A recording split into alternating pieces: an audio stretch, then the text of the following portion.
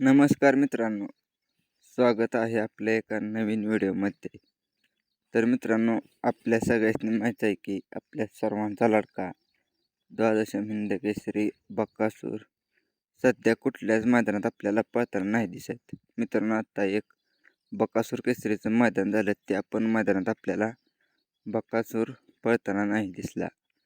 तर मित्रांनो, आपला बकाडॉन का आत्ता आरामावर आहे आणि नक्की कोणत्या मैदानात आपल्याला आपला बकासूर पळताना दिसणार आहे, त्याचीच अपडेट आपण आज या व्हिडिओमध्ये पुढे पाहणार आहे. तर मित्रांनो, त्याआधी जर आपण या चॅनलवरती नवीन असाल तर चॅनलला सबस्क्राईब आणि व्हिडिओला एक लाईक नक्की करा. तर मित्रांनो, आपल्याला माहीत आहे की मागच्या मैदानात आपल्याला सलग 3 दिवस आपला बकासूर पळताना दिसला.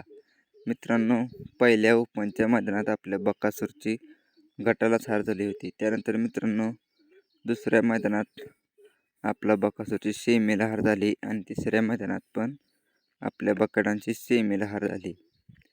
तर मित्रांनो, आता आपला बकाडान कोणत्या मैदानात आपल्याला पळताना दिसणार आहे, तर आरामावर का होता. तर मित्रांनो, आपल्या बकाडांच्या नाक्या काढल्या आहेत, त्यामुळे आपला बकासूर सध्या आरामावर आहे. मित्रांनो, बकासूर केसरी मैदानात पण आपल्याला बकासूर प्रमुख उपस्थिती म्हणून पण दिसला नाही.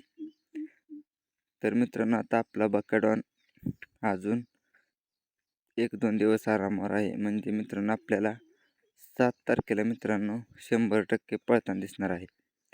आणि मित्रांनो, ओपनच्या मैदानात आपल्याला 7 तारखेला पळताना दिसणार आहे. तर नक्की कोणतं मैदान आहे त्याचे पण अपडेट आपण घेऊन येणार आहे. त्यासाठी मित्रांनो, चॅनलला सबस्क्राईब नक्की करा आणि नक्कीच आपला बकाडॉन या 7 तारखेच्या मैदानात गुलाल घेईल हीच आपण प्रार्थना करूया. कारण मित्रांनो, आपल्याला माहीत आहे की आपल्या बकाडॉनची गटाला सेमीला हार होत आहे. त्यामुळे आपला बकाडॉन आत्ता सध्या तरी गुलालात नाही आणि आत्ता एक मोठं मैदान आहे ते पेडगाव हिंद केसरी.